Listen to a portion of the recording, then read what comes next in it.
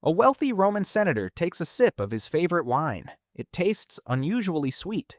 The year is 79 AD. He is sitting inside a quiet mansion in Pompeii. Outside, the air is still. Inside, a silent killer is filling his blood. He drinks this every single evening. So do the emperor, the generals, and the judges. None of them know what is happening. The sweetness is not sugar. It is a deadly poison. To understand how an empire died, you must look closely at its kitchen. The Romans loved luxury. They loved rich foods, heavy spices, and deeply sweet wine, but high-grade natural sugar was almost non-existent in the ancient Mediterranean. Honey was expensive and hard to harvest in massive quantities, so Roman cooks discovered a strange, dark shortcut. They took fresh grape juice and boiled it down in big cauldrons. As the liquid evaporated, it turned into a thick, dark syrup called sapa, or difrutum.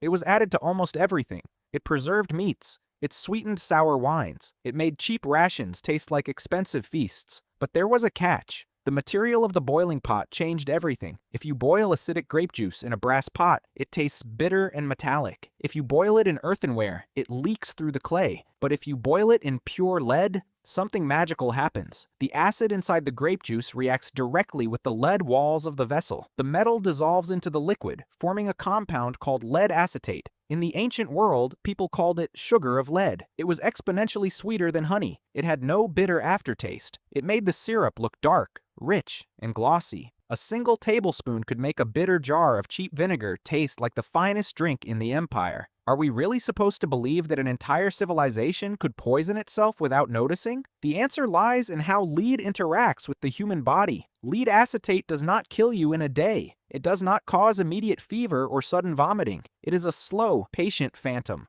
When a Roman elite drank a cup of boiled sapa wine, their body absorbed over 1,000 times the safe limit of lead in a single afternoon. Modern testing on excavated Roman bones reveals lead levels nearly 10 times higher than those of modern humans. Every sip accumulated in their tissues. It stored itself inside their organs, their bloodstreams, and their bones. Over months and years, the metal slowly began to rot their biological systems from the inside out. First came the physical symptoms, severe abdominal cramps that left grown soldiers doubled over in agony. Doctors called it colic, completely unaware of its source. Then came joint pain so intense that men could no longer walk or hold a quill. By the time the emperor sat on his throne, his body was already breaking down. But the physical pain was only the beginning. The real nightmare was happening inside their minds. Lead is a severe neurotoxin. Once it enters the bloodstream, it actively bypasses the body's natural defenses and slips directly past the blood-brain barrier. Inside the human brain, lead disguises itself as calcium. It fundamentally disrupts the vital electrical signals that neurons use to communicate with one another. The result is a creeping,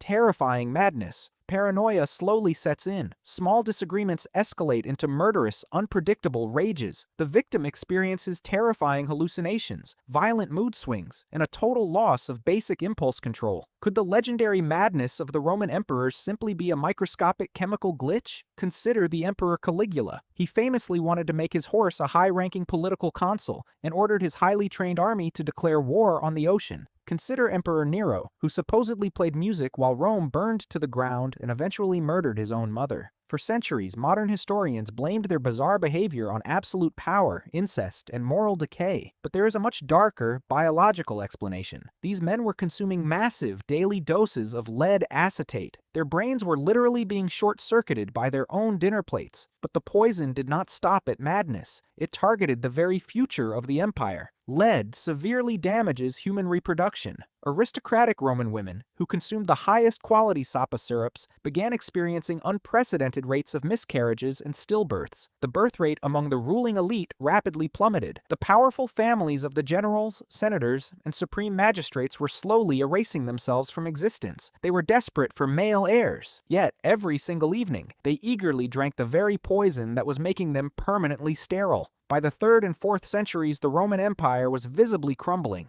The borders were failing. The military was stretched too thin. The political leadership was increasingly unstable, erratic, and utterly incompetent. History books will repeatedly tell you that Rome fell because of invading barbarian hordes and extreme economic inflation. They will say the empire simply grew too massive to defend. But what if the terrifying truth is purely biological? The people making the critical decisions to defend the empire were chronically sick, mentally compromised, and biologically sterile. The ruling class had unknowingly engineered its own neurological collapse. They willingly traded their sanity for a sweeter cup of wine. When you look at the towering stone ruins of Rome today, you see a monument to human engineering. You see the legendary ghosts of gladiators, soldiers, and emperors. But look closer. The fall of Rome was not just a catastrophic military defeat. It was a slow-motion chemical suicide. The deadliest weapon in the ancient world was not an iron sword forged in a blacksmith's fire. It was a sweet syrup brewed in a kitchen pot.